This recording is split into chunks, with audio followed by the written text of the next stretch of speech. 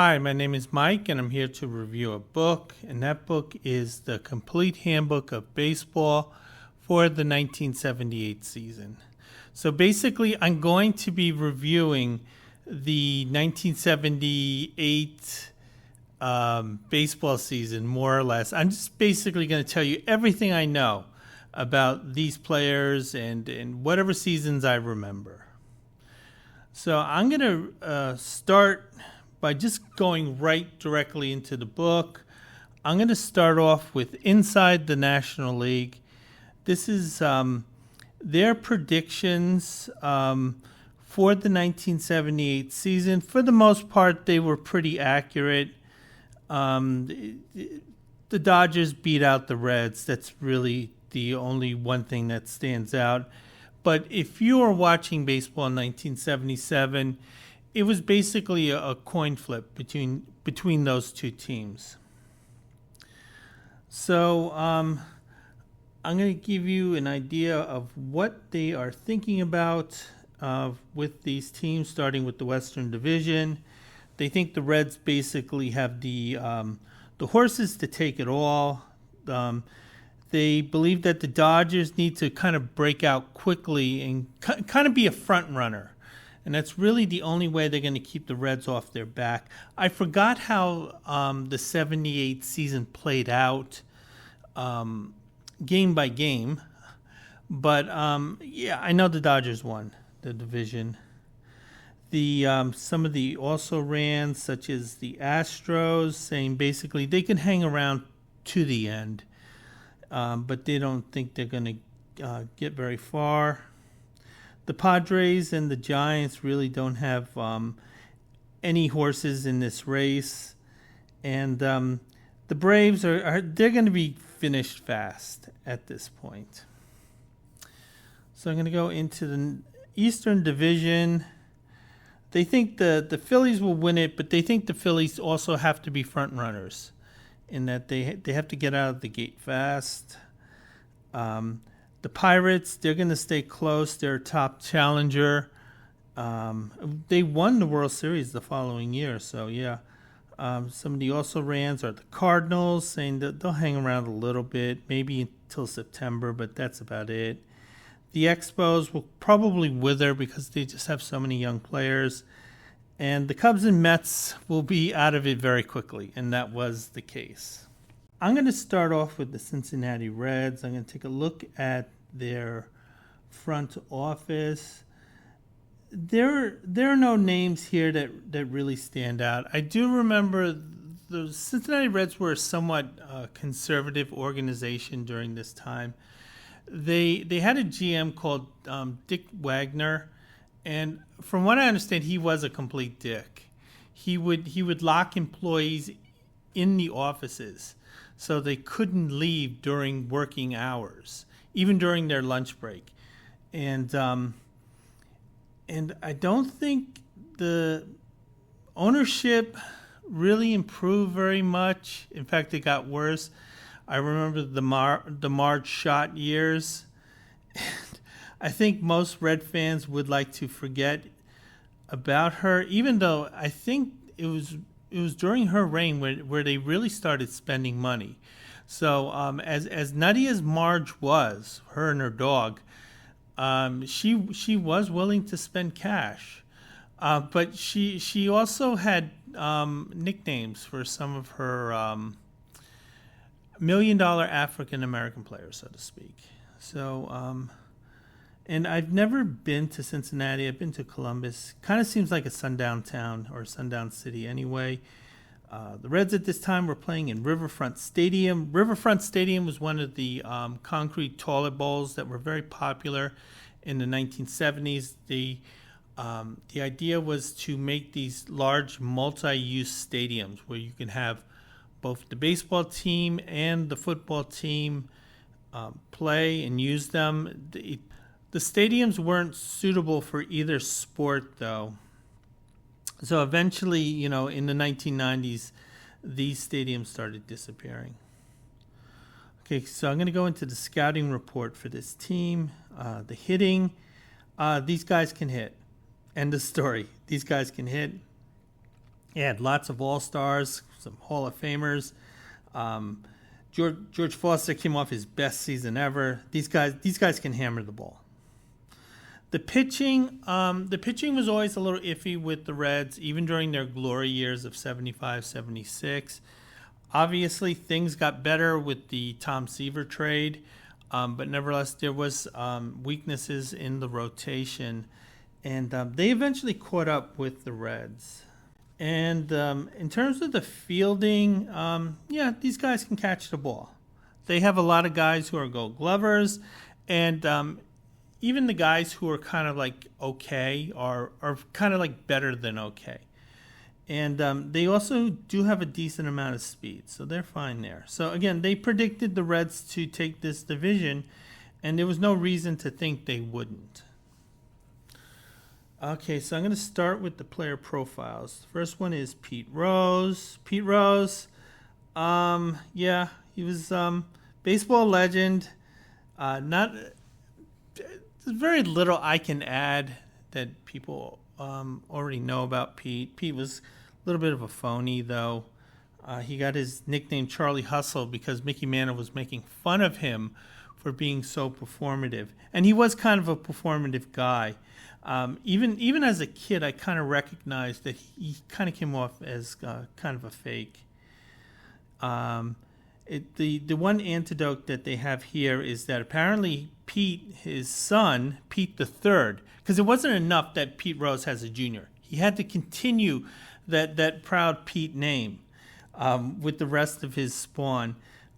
Pete the Third was he put on a Steve Garvey T-shirt. I think he was kind of sending Dad a message, and apparently Pete had sent him back to his room and says that you have to put on my shirt, as in a Pete Rose shirt. It doesn't mention that Pete the Third got belted or not. He might have, knowing his dad.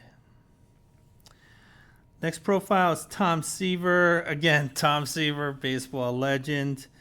He passed away a few years ago, sadly, of dementia, which is a shame because he was really one of the smartest guys in baseball. I do remember the big trade that had sent him to Cincinnati. It was quite shocking to me, though I have to admit that I ended up watching a lot of Met games that year simply because I wanted to see how the Mets did in that trade. History has shown not particularly well. So yeah, there's really not much I can add to the legend of Tom Seaver. Next up is Bill Bonham. He's a player I'm not really familiar with. I probably remember him from his baseball card. He has decent, like, fourth starter stats here. He was probably asked to do more than that on Cincinnati, given the weaknesses in the rotation. They say he's a good fielder, and they say that he majored in psychology. So, yeah. It didn't help him get many wins, though, because he has a lot more losses than wins. Up next is George Foster. George Foster is a player I remember, both with Cincinnati and with the Mets. 1977, he was amazing. It was fun watching him just kind of devastate the National League with that big 52 home run season. And back then, 52 home runs was a lot because guys would win, home run championships with 26 home runs. And this guy belted out 52. They mentioned his black bat. That was sort of his trademark at the time. One of the criticisms about Foster was that he was a guy who he would not injure himself to make a play. There were guys like Pete Rose who went all out. But George wasn't one of them. And George's attitude was, hey, listen, I helped the team more by being on the field and not on the DL list. But that attitude did rub some teammates the wrong way. I remember when he was traded to the Mets, the idea was that the Mets were waiting on Darryl Strawberry. So they wanted to show the fans that they were committed to winning. So they originally had brought in Ellis Valentine to play that role. He washed out, but then they brought in George Foster. It's kind of like, okay, listen, we know you're waiting. We know we're losing, but hey, we bringing in George, who's a huge RBI bat in the National League at the time. He was still one of the top 5 hitters in the National League. He aged sadly, starting with the Mets. His last year did not go well. He played well for about a month, then he was released. It hurt his feelings, his ego, because he's a proud guy, and he was basically like, listen, I know they signed Lee Mazzilli, and if it comes between a white player and a black player, they're going to choose the white player. And George had felt that way. It was not necessarily true, because George was not hitting at the time that he was released. Also, what the Mets wanted to do with Lee Mazzilli was different than what they could do with George.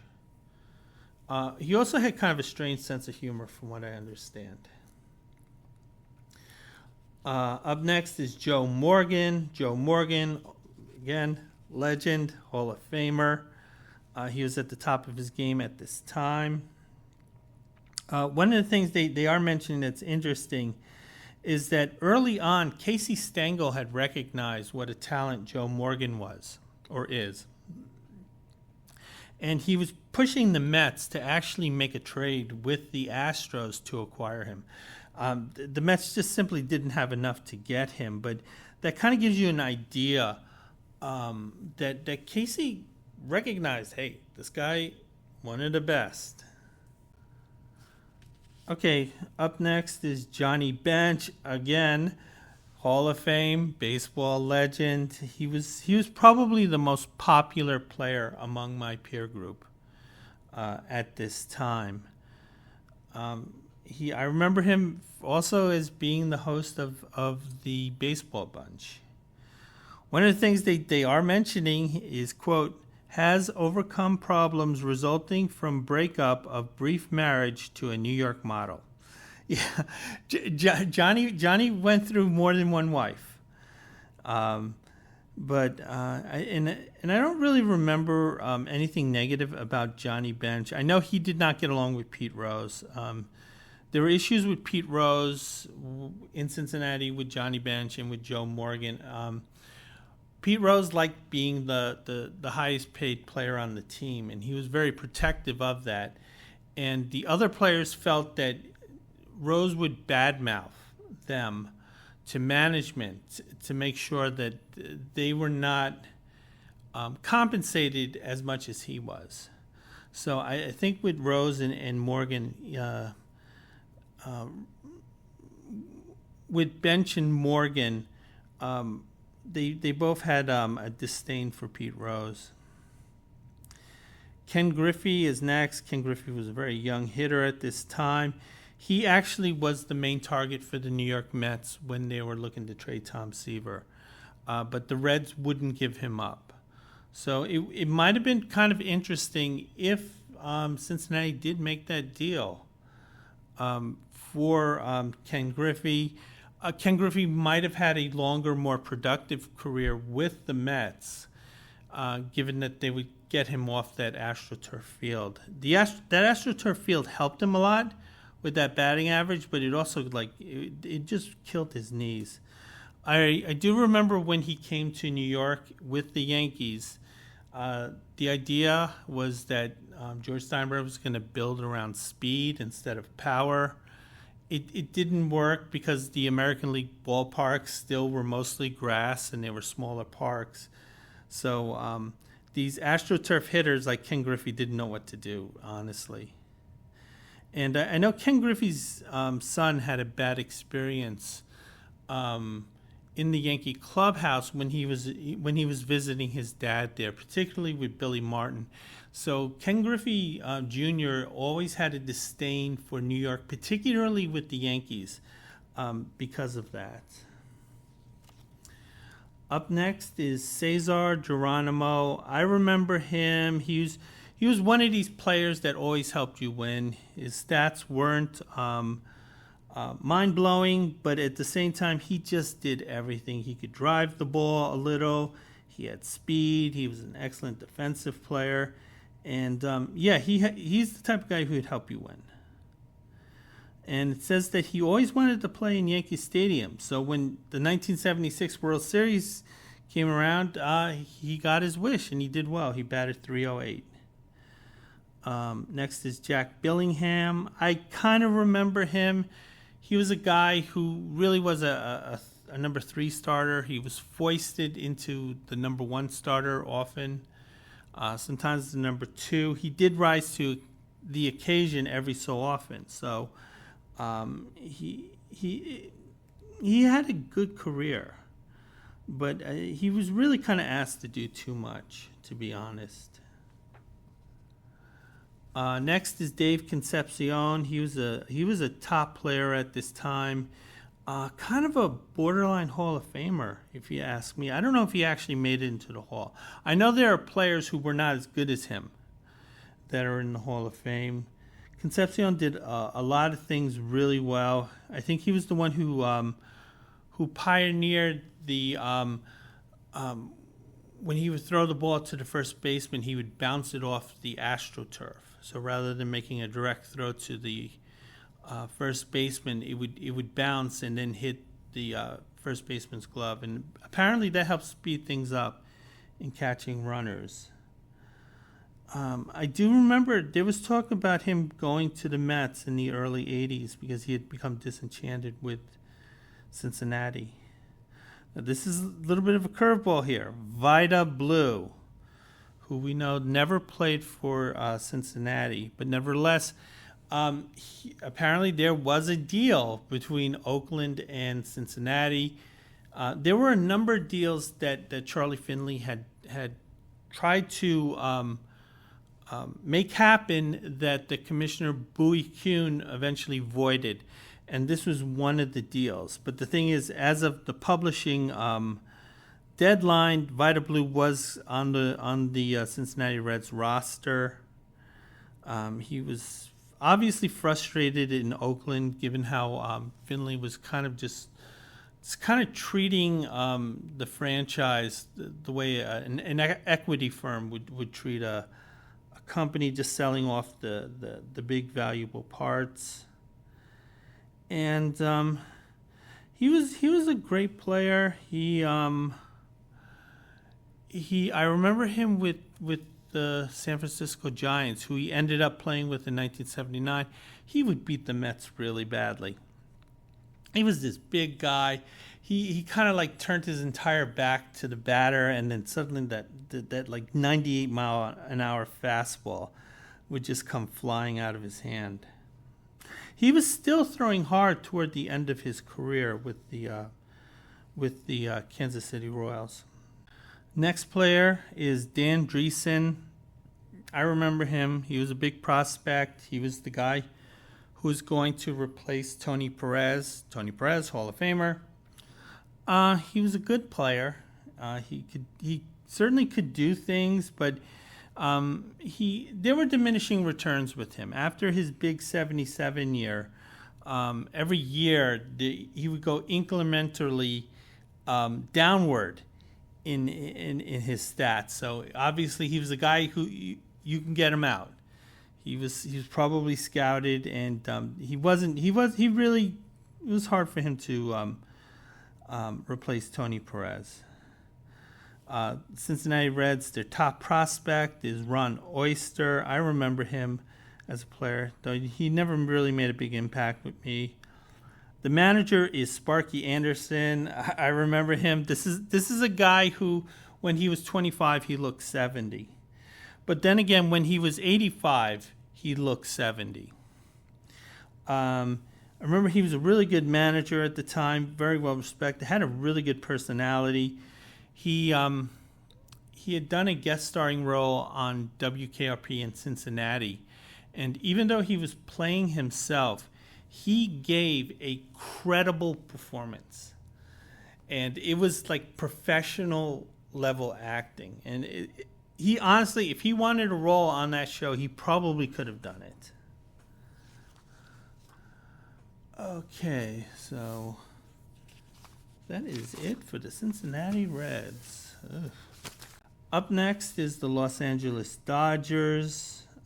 They were ran by the O'Malley family at this time. The O'Malley family had taken the team from Brooklyn to Los Angeles. Looking at some of the personnel, the one that stands out is Al Campos. I believe he was director of player personnel. Al Campos was well known for appearing on a news show called Nightline, and Ted Koppel was asked him about systematic racism in baseball, and he was saying, "Oh, there's no racism. It's just that black people just aren't qualified to do smart things." He literally said that, and his ass got fired for saying the quiet part out loud. The Dodgers were playing in Dodger Stadium. I had visited Dodger Stadium once. It was a magnificent place. It was Andre Ethier bobblehead night, which gives you an idea of when it happened. The people who currently own the Dodgers now, I don't think owned them back then, because what I heard was that they're not really upkeeping the stadium as much. And when I went to Dodger Stadium, it literally was the cleanest facility I had ever seen. The whole place sparkled of cleanness, and it really was amazing. It was a terrific place to watch a game. They were playing the Mets at the time, and if the game ended in 2 innings, the Mets would have won. I would have been thrilled. Unfortunately, they played the entire 9 innings, and after the 3rd inning, it became a problem for the Mets. But nevertheless, it was a beautiful place. The weather was great. The crowd is relaxed. The Ventura Highway is within view, so it creates kind of a beautiful feel to it. You have the sun coming down. It was a wonderful place. I'm going to take a look at the scouting report, and they're saying these guys can hit. These guys can hit, particularly Steve Garvey, who had a terrific season in 1977. This lineup really did not have any weaknesses. They weren't as deep as the Reds lineup, but their pitching made up for it. Now, in terms of the pitching, they said these guys they can throw the ball. They have a legitimate number one with Don Sutton. There's Tommy John, and even the back of the rotation, they have guys like Rick Rhoden and Doug Rawl. These guys, that rotation was good, and that rotation got the Dodgers to the '78 World Series. And fielding, these guys can catch the ball. There's not really a problem. Bill Russell's a little erratic, but beyond that, they're fine. So I'm going to go into it. Dodger profiles. I'm going to start off with Ron Cey. I remember him. He's an interesting guy. He kind of did look like a penguin. He kind of had that smallish, stocky body. He had these huge, powerful forearms, and he was a terrific hitter, power hitter, and he could field. Obviously, what he's best remembered for was the beating that occurred in the 1981 World Series. I remember watching this. He had gotten hit with a fastball just under the helmet by Goose Gossage, who threw 100 miles an hour. And it was really scary when that incident happened. It scared the shit out of Ron Cey, because what had happened is after that series, Major League Baseball redesigned their batting helmets that to include the ear flap in it, and Ron Cey was like literally the first guy to take those helmets.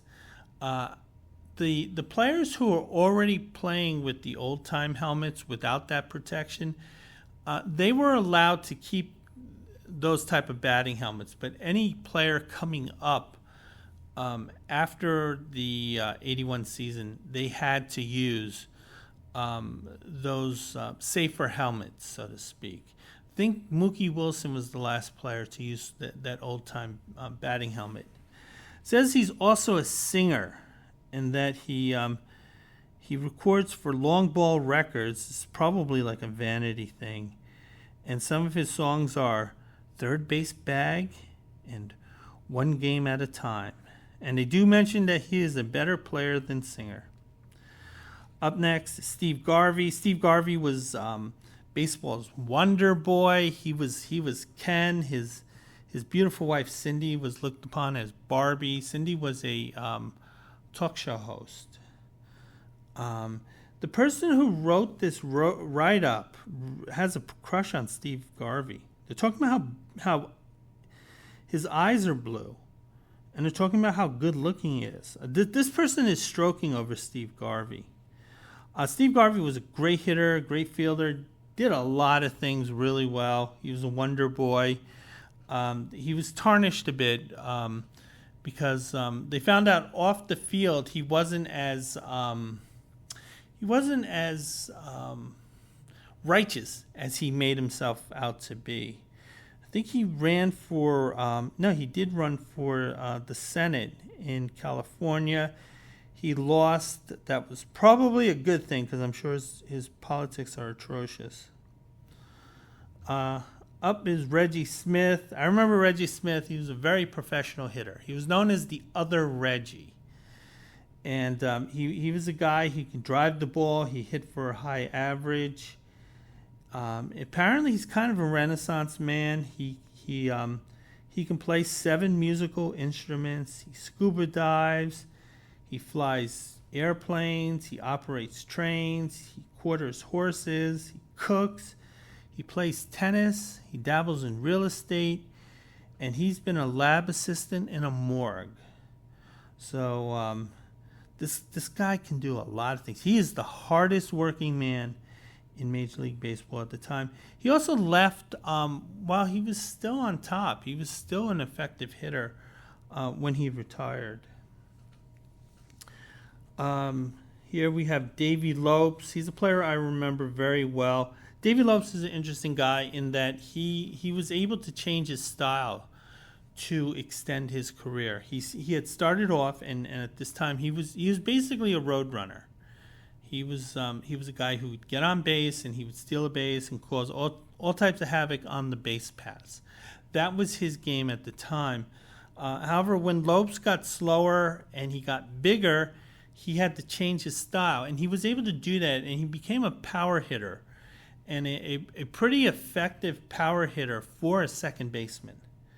So he learned to kind of drive the ball and sort of make that his signature. And again, he's an example of a guy who he was malleable and in a positive way. He was always whining about stuff though. Like here, they're mentioning that he mentioned that he had received death threats during the World Series. And I remember he was doing that during the 81 World Series, too.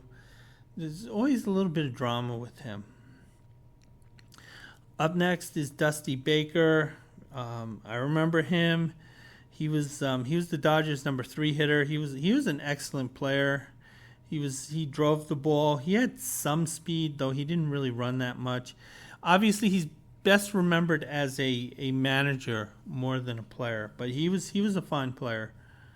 Up is Tommy John, the Bionic Man. He was his name is still spoken in baseball today because the ligament surgery that has saved so many baseball careers, he was the first one to undergo it. And it was kind of like a shot in the dark whether this operation would work. And not only did he return to baseball, he actually was a better pitcher after the surgery. So he was definitely an inspiration. I remember him with the Yankees. He was still a top flight pitcher at that time. He had two stints with the Yanks. He had returned a second time. He wasn't quite the star he was, but nevertheless, people liked him. He had an interesting personality. He's kind of like a borderline Hall of Famer. Next up is a Hall of Famer, Don Sutton. Though some people kind of question that. Sutton was a legitimate number one starter, but he was sort of on the lower end of that list. Like if you were to name the number one starters in the National League, Don Sutton would not be the first name you're mentioning. He may not even be the seventh or eighth name that you're mentioning. But nevertheless, he accumulated a lot of great stats. He was an excellent pitcher. Many people felt that he sort of successfully campaigned himself into the Hall of Fame. There were a few guys who were like that. Phil Rizzuto was one. I think Burt Blyleven was another. Dave Parker was one, and Don Sutton was another. They were able to kind of just make a case for themselves as to why they should be in the Hall of Fame. That's like one of the things that's a detraction from these players, is that, dude, if you're your number one fan, maybe you're kind of overrating yourself a little bit. Apparently, what it says here, in 1975, he vetoed a trade to the New York Mets for Tom Seaver. The Mets weren't happy with Seaver's performance in 1974. They weren't happy with his salary demands. They felt that maybe, you had a good run here, but it might be ending here because we don't like what we saw in 74. And in the offseason, there was a proposed 1-for-1 trade, Seaver for Sutton. And apparently Sutton turned that down. Seaver would probably have left New York, pitching in a pitcher's ballpark, maybe an organization that isn't as cheap as the Mets, and so forth. But that trade never happened. There was also another trade, apparently, Sutton for Seaver and Pedro Guerrero in 77, but that was never fully confirmed. I mean, if Sutton wouldn't play for the 75 Mets, he's definitely not going to play for the 77 Mets. Next is Rick Monday. I remember Rick Monday. He was, he was a really good player. He had power. He could, field very well. Wasn't a guy who could steal bases, but he could, fairly good runner. He's best remembered for an incident that had occurred, I think, in Chicago or LA. I'm not sure. He was with the Cubs at the time. Two individuals, father and son, they decided that they were going to protest the treatment of Native Americans, and how they were going to protest this is that they were going to burn the American flag on a baseball field. So what had happened, the two had ran out. They were preparing to burn the flag. Rick Monday saw what was going on. He rushed toward them. He had grabbed the flag before they could light it on fire. And Rick Monday ended up with a ton of fans because of that move. I remember Monday, he said that he knew people who had gone to Vietnam, and some of them didn't come back. So he said that he was doing it for them. Next is Bill Russell. He was known as Ropes. I don't remember anyone calling him that. He was the shortstop. This is an example of how important the position is that the Dodger infield that stayed together so long, this is the least talented guy, but he was there longer than Garvey, Lopes, or Say. I remember he was also on the cover of Sports Illustrated 2 times in his career. So there's a little bit of luck with this guy. But nevertheless, I do remember him being a fairly decent player. Next is Steve Yeager. He was the catcher. What he was best known for was a change in the catching equipment because of a injury that did not occur when he was catching. He was actually on the batter's deck, and he had gotten hit in the throat with a foul ball, and this was a really serious thing. I mean, they were concerned that he wasn't going to be able to breathe correctly after that. He did recover, but the equipment manager for LA said, listen, this very well could have happened while he was catching. And he had created a flap for Yeager to protect his throat area. And I think pretty much every catcher in the league adopted that piece of equipment. Though later on they changed the design of the helmet. He was a decent hitting catcher, low average, but he can drive the ball. And and he called a decent game. Their top prospects at the time were Pedro Guerrero, which is strange, in that not that he was a great hitter in the 1980s, but they call him a slick fielder who runs well. But the Pedro Guerrero I remember was a power hitter, and he was a terror in the 1980s. And a guy called Dennis Llewellyn, I'm not familiar with him. And the manager of the Dodgers is Tommy Lasorda. I always found him to be a phony. I never liked him. I found him to be fake. I found him to be obnoxious. And but he was able to work it. So okay, up next is the Houston Astros. I don't really know much about their ownership. I do know that Tal Smith was a well-respected GM.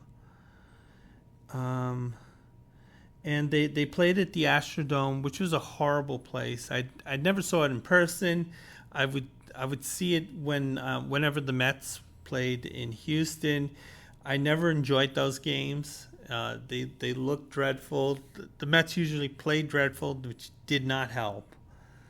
But I do remember it being kind of a crummy place to watch a baseball game, at least on TV. So the hitting, they have some talent. They do have some bats in this lineup, but they don't think that the Astros have enough of them. Of course, their big hitter at this time was Bob Watson. Pitching, they do have some arms. They had one great arm in J.R. Richard, and I'll talk about him. They also had Joe Negro, who was kind of a late bloomer, and he was starting to blossom at this point. Beyond that, they do have a couple other arms, but not enough of them to at least make a run at this point. It wasn't until the early 80s that the Astros became one of the top contending teams in the West. Fielding, these guys, they have problems catching the ball. They have maybe two guys who can kind of do it. The rest are a little shaky. So that kind of explains why they're fielding. They do mention Art Howe here. He was one of the most famous players to be named later, because they always do that in trades, and those guys never work out, except for, I think, Howe. Although I'm sure there's someone else. So I'm going to go into the profiles. I'm starting off with Cesar Cedeno. He was a big-time player. When he first came up, it looked like he was going to be the next Willie Mays. He was telling reporters and anyone who had listened that he was the next Willie Mays. For a few years, it looked like it was going to happen for him, but it didn't. There was an unfortunate incident that happened in a hotel room in Santo Domingo in 1974. I believe it was there. But anyway, he was with a female companion, or as they call him, a woman companion. And it was clear that he had a gun, and he did not know how to handle it, and he wasn't treating it with respect. And he ended up shooting and killing his companion. The issue was that he was a married man. So on top of all that, with this horrible accident, there was that angle with Cesar. He never really recovered from that. I mean. And I do remember that when he was playing with the Reds, there was an ugly incident that happened in Atlanta where there was a loud fan who was heckling Cesar Cedeno, the entire night. And he kept bringing up that murder from 1974. Or he was calling it a murder. It was ruled an accidental shooting. And Cesar, who his wife and kids were in the stands, so they were hearing this guy. And finally he had enough, and he snapped, and he went into the stands to kind of correct this guy. There was no physical altercation, but that was sort of the last thing I do remember about Cesar Geronimo. That's the last thing I do remember about Cesar Cedeno. A lot of wasted talent with him. Mark Lemongello, I just remember him mostly from the baseball cards. He apparently he was a roommate of Mark Fidrych, and his cousin is a professional bowler. Bowling was actually the most popular sport on TV at one time in America. Yeah, decent stats. J.R. Richard. J.R. Richard was a guy who was destined for the Hall of Fame. He looked like he was going to be one of the greatest pitchers ever. He just physically dominated hitters. He was 6'8", he weighed 220 pounds. Professional hitters look like little leaguers to this guy.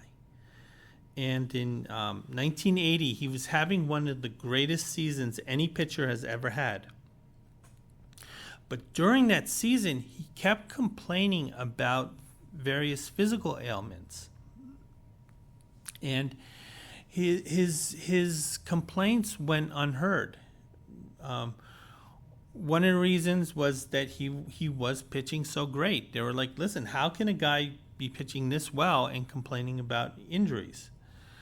Also, J.R. Richard had a reputation of, I don't want to say slacking, but yeah, he kind of had that reputation of a guy who did not want to go all out, and it was believed by a lot of people that he was faking it. And I'm sure there was also some medical racism that played a role in people just simply not believing him. I know watching him on TV during that time, I would not have believed there was anything wrong with this guy. But nevertheless, he had that stroke in 1980. It was huge news. He never recovered as a major league pitcher. I know he pitched a little bit in the minors after that, and he did recover from the stroke in that he regained his ability to walk and so forth. But he never regained the coordination to be a top flight major league pitcher, and it was just really kind of a sad ending to his career. It got sadder as his life went on. At one point, he was homeless in the city that he was a star in, and he did eventually get his life back together again. But it was always an issue with what if with him. Up next is Jose Cruz. Jose Cruz, I remember, was largely considered the most underrated player in baseball in the late 70s. He was a guy who he could do it all. People looked at his numbers saying, fairly modest, kind of like above average player. But the people who saw him said, no, this guy is one of the top players in baseball. Next is Bob Watson. Bob Watson, I remember he was kind of like one of these steady, dependable sluggers. Not much of a fielder. He was also a very mature presence with whatever team he was with. I do remember him with the Yankees toward the end. And, Bob put up some big numbers here. Roger Metzger, I remember him mostly from the baseball card. Very, very modest stats here. Apparently he's a mathematician, it says here. Although it didn't help him with his batting average, though. Joe Negro, he was 33 at the time. His best years were actually coming up. He was a late bloomer. He had a lot of talent when he came up. He had injured his arm, so he had spent quite a few years basically just trying to regain his form. He, unlike his brother Phil threw like a pure knuckleball. Joe I remember he threw kind of a knuckle curve because he could throw harder than Phil. And yeah, I do remember he was a top pitcher in the very late 70s, early 80s. Enos Cabell, he was one of these guys who people would say, if he ever puts it together, he's going to be terrific, and he never did. He was one of these kind of teaser players where he had all the tools, but he just did not have the consistency. Next is Joaquin Andujar. I remember him. He in the 80s. He was a top pitcher. He was also a top buffoon. This guy was incredibly buffoonish, but at the same time, he was also a dominant pitcher. And I think he was also kind of a late bloomer too. And up next is Joe Ferguson, who kind of looks like a drywall contractor, but I remember him as a decent power hitting catcher. I think he did play a little time with the Mets. Not the Mets, the Yankees. The Yankees. And the Astros' top prospect is Joe Cannon. I'm not familiar with him. The other one is Terry Poole. I am familiar with him. He was like an all-star player for a couple of years. A good, not great player. I do remember him with the Mets when he was briefly he was like a fourth or fifth outfielder with them. The manager is Bill Vernon. Bill Vernon was one of these strict guys who never showed emotion. Baseball managers were weird at the time in that there were a couple guys who were kind of player managers, and Bill sort of was like that. He wasn't a hard ass, but there were also a lot of hard asses who were like my way or the highway. Those guys were starting to phase out. I remember Bill Vernon was sort of in the middle in that he treated his players with respect, but at the same time he showed very little emotion, and his arms were always crossed, and he never smiled. But nevertheless, he was successful in most places that he managed. Up next are the San Francisco Giants. Their ownership was kind of like unknown to me. One of the directors of player development is Carl Hubble, who was a great pitcher in the 1930s. I don't know if you wanted Carl to scout talent for your team.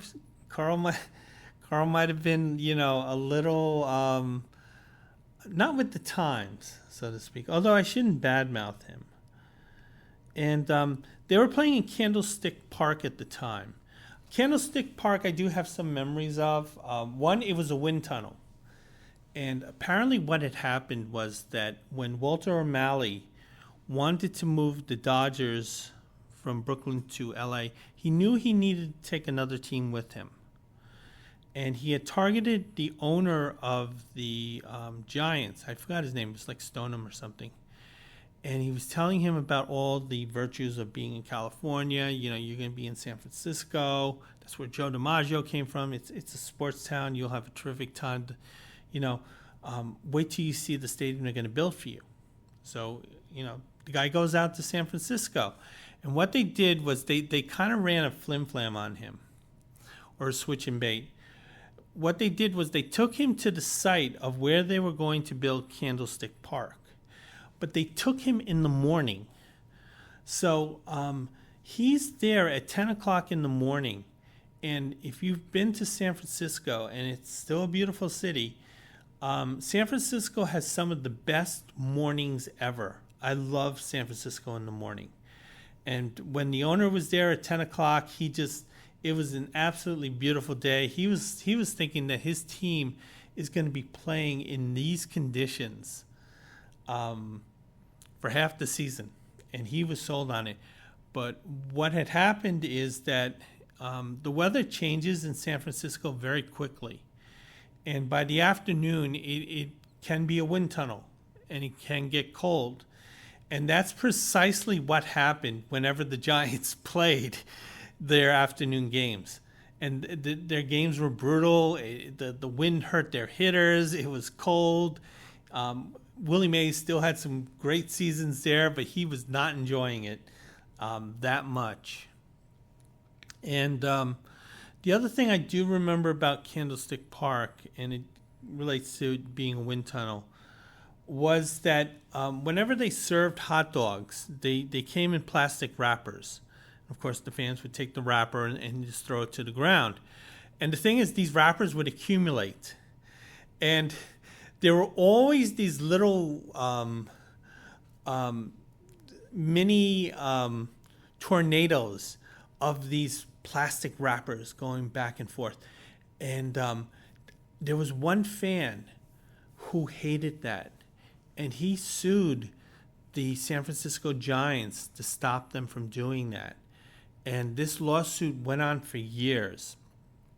And this guy, he's spending his own money on this lawsuit to get the San Francisco Giants to stop using those plastic wrappers. And people could not understand why he's using his own money for this. But yeah, it was something that ticked him off. Okay, so I'm going to go into the hitting report.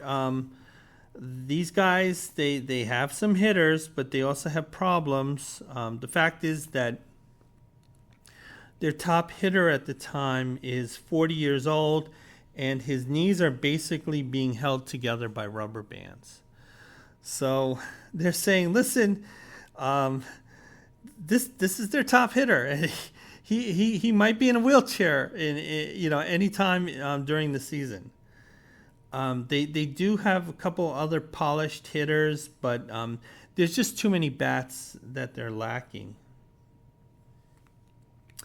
The pitching, they do have a couple of pitchers here. But nevertheless, they just simply don't have enough arms to compete with the Reds or the Dodgers. Fielding, these guys make errors. These guys drop the ball a lot. They have maybe a couple of guys who can catch it. So they're basically saying that San Francisco is going to be an also-ran. So anyway, I'm going to go into the Giant profiles. John Montefiusco. I remember him. He was very talented. He was very arrogant. He regularly would tell reporters how well he would do before the game. When he was on, he was terrific. And but the thing was, he was always injured. So every year, Giant fans had to deal with his injuries, and it sadly derailed his career. I remember him playing briefly with the Yankees. He pitched extremely well for them, but his arm finally gave out. So Yankee fans only got to see 1 month of some real greatness from the Count of Montefiusco, as he was called. Next player is Ed Halicki. Pretty decent stats here. It looks like a good, solid number 2 starter. But he's a tall guy too at 6'7". He's called Ho-Ho because of the Jolly Green Giant. But I only really remember him from the baseball card. He plays backgammon though. Willie McCovey, he's a player I do remember, Hall of Famer. He was their top hitter, and he was 40 years old, and he was falling apart at this time. Although from the games that I do remember watching on TV, he still was an effective hitter. One of the things I found, I had found a beta tape, and the tape was clearly from San Francisco. And they had taped a portion of Willie McCovey Day. This is when Willie had retired. He played, in the Southern California Bay Area for a long time, not only with the Giants, but he was also a member of the Oakland A's and the San Diego Padres. But his greatness was really with the Giants. The thing that I found interesting about his speech, and I thought it was actually quite sweet, was how the women in his lives, and he was thanking them, and these were largely older, kind of mother-like figures, including his actual mom.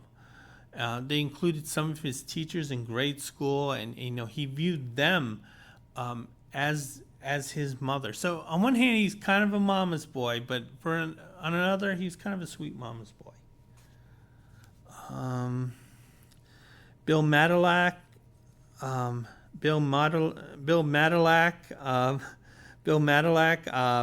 I remember him. He was a top hitter at the time, borderline Hall of Famer. Honestly, he had a little bit of power, hit for a high average, and he was just one of these tough, determined players. He helped the Pirates a lot in 1979. Gary Lavelle, mostly remember him from his baseball card. Apparently, he had a lot of talent as a reliever. He also was a member of the Marines. Randy Moffett, he's another player I remember from the baseball cards, but I don't actually remember anything that he had done on the field. Jack Clark, I do remember. He was a great power hitter. When Jack Clark was hot, it was impossible to get him out. He was the best clutch hitter I ever saw when he was hot. He did spend 1 year in New York in 1980. He played fairly well, but he was incredibly unhappy. The Yankees did accommodate his request for a trade. So I guess that they realized that this guy is kind of a whiner and that he would just be causing problems.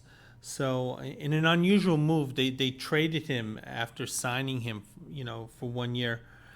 Again, he was just a tremendous hitter. He did have to declare bankruptcy. I do kind of remember that. He didn't spend his money well, or he made some questionable choices. I think he had like 29 or 30 luxury cars. So, yeah, you're going to go bankrupt no matter how much money you make. Bob Nepper, I remember him. He was one of these guys. He was one of these born-again Christians. He kind of made a big deal about his faith. He was a hard thrower. He was one of these guys who was like, if this guy puts it together, he's literally going to be one of the top 3 pitchers in baseball. He sniffed it, but he never was fully consistent. I do remember he did melt down in, I think, the 86 playoffs. Which was a thankful event for the Mets because otherwise they would have had to face Mike Scott. They might not have been able to beat Mike Scott. Terry Whitfield, he was one of these guys if he puts it together, and he never did. Their top prospects are Skip James. I'm not familiar with him. The other one is Greg Minton. I do remember Greg Minton from the baseball card, and I think he had these super thick Coke bottle glasses. I think that's what I remember about him. And the manager at the time was Joe Altobelli. Joe Altobelli was one of these hard-ass disciplinarian managers. Usually guys like that were a reflection of ownership. Ownership was paying these guys tremendous amounts of money. They were valuable individuals. They could do something that very few people could do, being professional athletes, and ownership insisted that they be treated like shit. And they would hire these asshole bully managers, and Joe was sort of one of them, even though he was far from the worst of them. And it was during this time where guys like him started to fade away. Joe did have one last swan song in him when he led the 83 Baltimore Orioles to the World Series. But yeah, Joe was sort of one of these no-nonsense guys who would, he would enforce dress codes. He'd make sure the guys had their haircuts, worrying about all these like unimportant things. Okay, up next are the San Diego Padres. And of course, their owner at the time is a well-known individual, Ray Kroc. Ray Kroc basically was the man who created the McDonald's Corporation.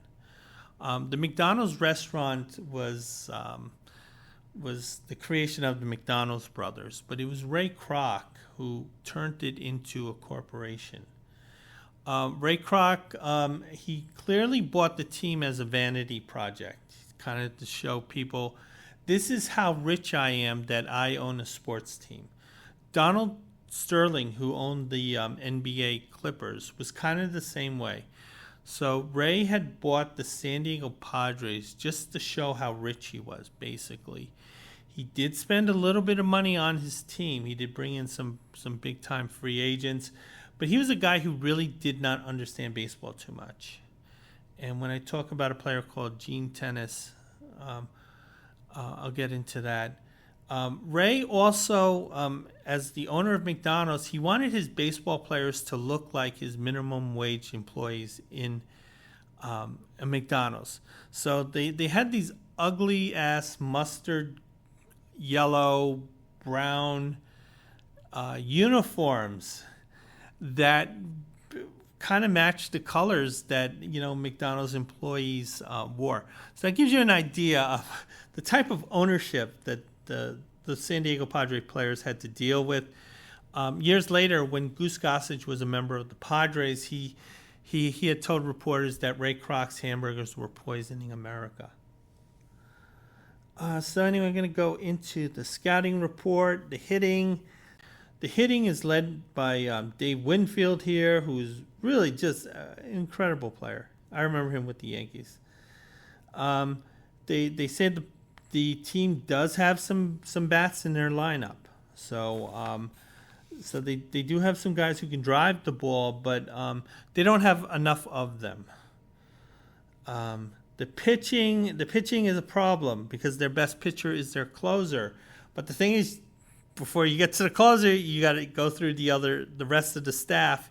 And unfortunately, Raleigh Fingers probably did not get as many opportunities to close games as he might have had the San Diego Padres had a decent rotation. Fielding, these guys, it's a problem for them. Outside of Dave Winfield, basically, if the ball is hit to them, they might drop it. And, so they're saying Padres have some promise, but, it's just going to be an also-ran year for them. So I'm going to go into the player profiles. Dave Winfield, star. He was just blossoming at this time. He was an amazing player. I do remember one of the times when I had gone to Yankee Stadium, he had basically won the game for the Yanks with his throwing arm. And everyone was just marveling at just how good an athlete he was. One of my fondest recollections of Dave Winfield was after the 1980 season. And Winfield had made it clear that he was going to be a free agent. So, and the Padres gambled that, that maybe they can convince him to stay because they kept him the entire year. They probably should have traded him to a contender, but they didn't. They kept him for the full year. Dave did not want to return, and there was a huge bidding war between the Yankees and the Mets for him. Now, he clearly wanted to play with the Yankees, but at the same time, he used the Mets as negotiating leverage. And I have to say, the back and forth between the Mets and Yankees was amazing, particularly as a young Mets fan, because it was ownership saying, yes, we are going to be players here. We are going to turn this franchise around, and we're going to pay any amount of money we have to, within reason. And whatever offer the Yankees made, the Mets did beat it. So they were determined, but eventually it got to the point where Winfield and his agent, they realized that they basically tapped the Yankees out for all they can get. They signed with the Yankees. Maybe he might have been happier with the Mets overall. We don't know, because he did have problems with George Steinbrenner. And those problems started in the first year, because apparently what had happened was that Winfield and his agent negotiated a better deal than Steinbrenner thought. And Steinbrenner was furious. He was sort of like, he is one of these, when I make a deal, I'm the one who makes out. And you're just lucky to be breathing the same air as I do. There are a lot of guys who are like that. Donald Trump was like that. And Steinbrenner was like that, and he was angry that Winfield kind of played him. And Steinbrenner did try to get the contract voided quietly, wasn't able to do it. He kept Winfield for almost 10 years. Guy gave him 10 Hall of Fame years. But nevertheless, there was always that friction. Up is Oscar Gamble. I also remember him as a Yankee. He didn't stay too long in San Diego. He had a big year in Chicago. So when Ray Kroc was spending money, one of the players that he did spend money on was Oscar Gamble. But obviously he soured on that deal early because I don't think Oscar lasted the year in San Diego, and he was traded to the Yankees, who were willing to absorb his contract. And I always remember Gamble as a very valuable fourth outfielder. His home run to at bat ratios were terrific.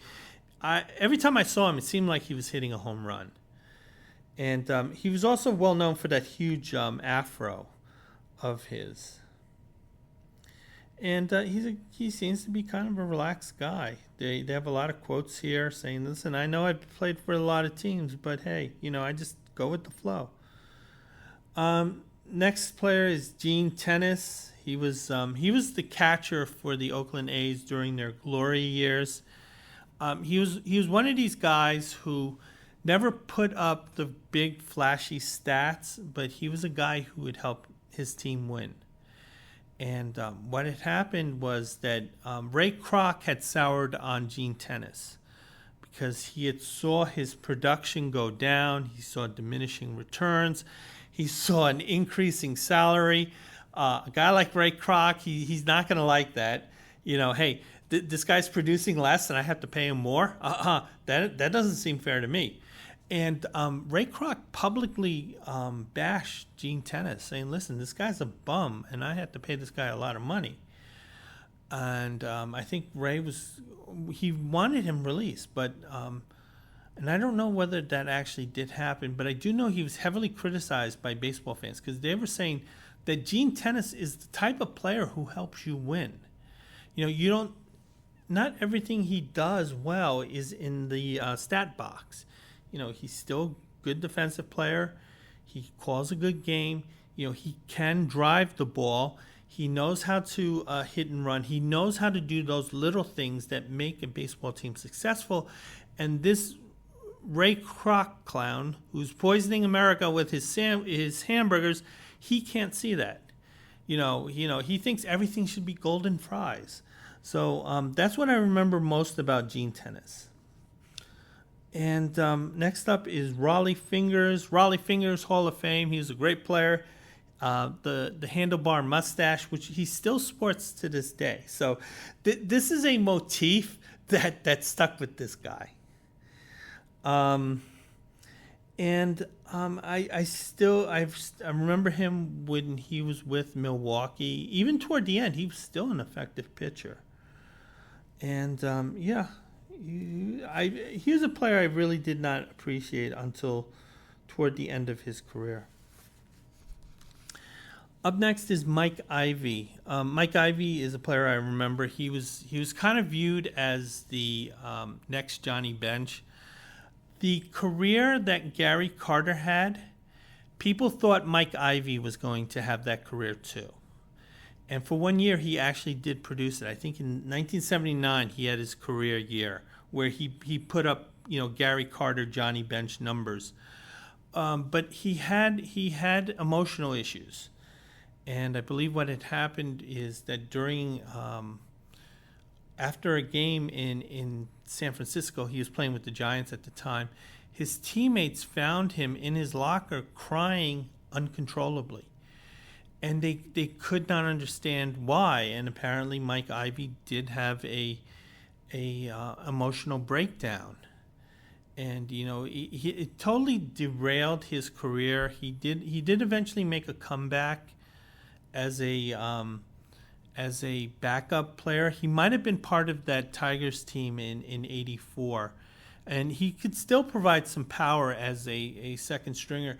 But the greatness that people had saw in him, it never happened for him, unfortunately. There were a number of baseball players during this time who did have kind of issues like that. Alex Johnson, I should say. He won the batting title in 1970. He had issues like that. Jim Eisenreich, who in the 90s, he had some issues. The most famous was Jimmy Pearsall. They had made a film called Fear Strikes Out with Tony Perkins. That's a really good film. And trying to think, I know there's some other players like Zach Greinke and so forth. So these guys are human. Mike Champion, I don't remember him really, and from his stats I can see why. Randy Jones, I do remember. He was a top pitcher. He was on the cover of Sports Illustrated. People were wondering whether this guy could win 30 games. He threw very softly, but he had tremendous control. He had a great sinker. Games went quickly with this guy. Keith Hernandez was talking about Randy Jones, and he said that he loved facing Randy Jones in San Diego because he said he would beat them in under 90 minutes, and then the team could spend the next few hours at the beach. San Diego beaches are wonderful. And in Randy Jones, I remember he had some great years. He had won the Cy Young. He injured his arm. He was never the same again. I do remember when he was traded to the Mets. With the Mets, he had one good month, and he looked like the Randy Jones of old. But then he just disappeared. I don't even remember when he got released. It was just like, well, he's in the rotation now. He isn't, and he was not pitching well in that Mets rotation toward the end. He had passed away, I think, about a year ago. People said he was a really nice guy. Up next is George Hendrick. George Hendrick was a guy who had a lot of potential. He really did not live up to it most of the time. Occasionally, he would provide, the team with an all-star season. He was known as Little Moody. He was a guy who did not like to be told what to do and how to do it. That probably hurt his career a bit. He was a bit ahead of his time in terms of aesthetics. He did not like baseball stirrups and those high socks. So he wore his pants down to the ankle. He was the only player doing this at the time. And eventually this became adopted as the norm. So in that way, George Hendrick was a bit of a trailblazer in terms of his fashion style. But nevertheless, he was good for 25 home runs and 80 RBIs most years. Sometimes he would up it. But next is Bill Ullman. Bill Ullman, I remember him as a Met. He was like the number one draft choice in the country. He rarely showed it, though he did have moments where you would see this. But he was mostly like a career backup. Gene Richards, he was one of these very fast-moving singles hitters that the National League had way too many of. But, it worked out well for them. And, I just kind of remember, I think I remember him with the Yankees when he spent a year or so there. Dan Spillner, I think I remember him mostly with the Indians. He was kind of a late bloomer. He was an effective closer for a couple of years. But at this point, he was trying to find his way in terms of what role that he wanted to play. San Diego's top prospects are Rick Sweet and Steve Mura. I can talk about Rick Sweet, kind of an interesting story. I remember him when he was playing with the Mets. He was a guy who was buried in the minor leagues for a long time. The Mets kind of got lucky with him. He played well with them. He was a guy who he could drive the ball. So it was a little unusual why, teams would kind of bury this guy, because it's kind of hard to find a catcher who can hit, and not only can hit, but he had extra base power. Rick Sweet had that. So the reason that he believes that he was buried in the minor leagues was because of what had happened when he had been first called up to the major leagues with the Seattle Mariners. The Seattle clubhouse at the time was a very divisive place. There were a number of veteran players who hated the manager. The manager hated them. They were criticizing each other in the newspapers, and it was a very toxic environment. And Rick Sweet was brought up to the major leagues during this time. Now, he's a young, impressionable player. So he's seeing these veteran players who have been playing in the major leagues for a number of years, guys like Richie Zisk, Jeff Burrows, and so forth. These are guys who are getting a lot of money, and it was guaranteed money. So Seattle had to lump it and keep these guys on the roster. But when Rick Sweet was seeing them criticizing the manager, he started criticizing the manager, and he was just brought up from the minor leagues. So of course management was livid about this, and management sent him back down to the minor leagues to punish him, and they wouldn't really give him a shot at playing in the major leagues. And Rick Sweet felt that was the reason why. So when you're the new guy, remember you are the new guy. I'm not familiar with Steve Murrow though. The manager at the time was Alvin Dark. Alvin Dark had a dark reputation. He was kind of known as a racist. And wherever he managed, there were always these racial divides in the clubhouse. And they figured that Dark probably, helped make that happen. When Jim Bouton wrote his book, Ball 4, he had been traded to Houston when Dark was the manager there. And he had mentioned in his book about the racial divide that was going on with the team. And I don't remember if he specifically blamed Dark for it, but a lot of people did. Okay, and up next are the Atlanta Braves. And there's really just two names here I should mention, three actually. Ted Turner, who was the owner of the club. He was an eccentric guy, to say the least. One thing I want to add about Ted Turner is that in the late 70s, early 80s, amongst the owner class, there were quite a few buffoons. There was George Steinbrenner, there was Charlie Finley, there was Brad Corbett, and Bill Veeck, but none of them were quite as buffoonish as Ted Turner. Although I will say Ted Turner did have his good qualities. Sadly, he passed away. It's one of the few billionaires I will say, sadly, he passed away. But anyway, Ted Turner's buffoonery in running the Atlanta Braves was on full display. I forgot what year, it might have been 77, 78. But he was unhappy with his team's performance. He was paying some guys a lot of money and not seeing a whole lot of production from them. And he wanted to shake things up. But he didn't want to fire the manager. So what he decided on doing was he told the manager, listen, I think the guys are tuning you out. I think you need a break when you and the players are kind of away from each other. Maybe this will give you a chance to think, have a new perspective, and I'll take over managing.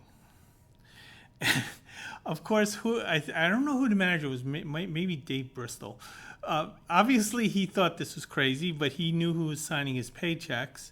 And Ted was sort of like, listen, there are like 28 managers in Major League Baseball, but there are fewer billionaires in this entire country. So obviously, I would know better. And I'm telling you, this is a great plan. Ted actually did show up in uniform. He did manage a game. The Braves lost. Bowie Kuhn, who was not amused, he was the baseball commissioner at the time. He had to deal with these buffoons who were paying his salary. So on one hand, he was basically trying to rein in his bosses, and he did so for the most part as well as could be expected. And one of the things he laid a rule about was that, the owners can't do that, that you may own these teams, but no, you can't actually directly interfere with it because it's not in the best interest of baseball. So that's sort of the one antidote I remember about Ted Turner at that time. Also, the director of player development was Hank Aaron. Hank Aaron obviously had a storied career with the Braves franchise, both in Milwaukee and later in Atlanta. So Hank was a kind of a lifetime employee of the team. And apparently, Ted Turner had enough sway that he can get Bob Hope to be the public relations director. I'm sure Bob just did a couple of commercials and just collected the paycheck. And Atlanta was playing at Atlanta Stadium. And the team was playing in Atlanta Stadium, although I think they changed it to Fulton County Stadium. It was known as the launching pad. Because it was probably the easiest place in baseball to hit home runs. So I'm going to go into the team, the scouting report, the hitting. These guys have some good hitters, but they also traded some of their good hitters. And they may not have enough of their good hitters, and some of their good hitters are kind of underperforming a little. So they're saying that, they don't see much hope for Atlanta, but at least they have a couple guys who can hit it over the wall. Pitching, they do have a number one starter. He's probably the guy at the bottom of that list, but nevertheless, he's still a number one starter. They do have a couple of guys. If they're not injured, they can be okay. But they're not expecting much from these guys. Fielding, these guys have a problem catching the baseball, and they had traded their best fielder. The one guy who won a Gold Glove for them, he was traded to the Mets. So they're not expecting much from Atlanta. So I'm going to go into the player profiles. Barry Bonnell, not familiar with him. Clearly, they thought highly of him. He's probably one of these prospects that kind of flamed out. Next is Phil Niekro. Phil Niekro, I believe, is in the Hall of Fame. Bit of a stat accumulator, but nevertheless, he was an effective number one starter with a knuckleball, which is a really hard thing to do. I remember the knuckleball pitchers I remember as a kid were Phil Niekro, Charlie Huff.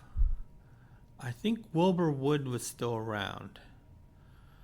The worst one in terms of actually watching a baseball game, even though he was a successful pitcher, was Charlie Huff.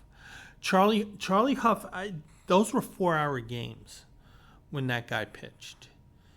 And he would throw 300 pitches, but because they were all knuckleballs, it never bothered his arm. But God damn it, it bothered me as a fan. Whenever he was pitching, it was just going to be a dreadful experience. I remember once the Yankee announcers, when the Yankees were playing in Texas, Charlie Huff was pitching, and it was the third inning, and they were 3 hours in, and those announcers were cranky as fuck. Up next is Jeff Burroughs. Jeff Burroughs was an MVP. He won the MVP in 1974. It was one of those, we have to give it to someone. And it's not to say that his 1974 season wasn't worthy of an MVP, but the sports writers had a hard time figuring, who else do we give it to? Well, Joe Rudy, but, hey. They picked Jeff Burroughs. He was a respected power hitter.